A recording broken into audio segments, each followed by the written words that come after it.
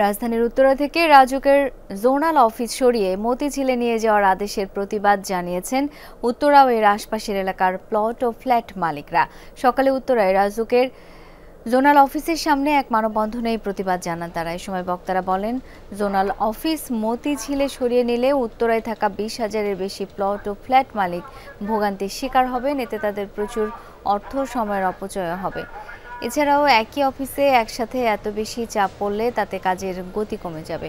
হঠাৎ কেন এই আদেশ দেয়া হলো তারও ব্যাখ্যা চান মানববন্ধনে অংশগ্রহণকারীরা।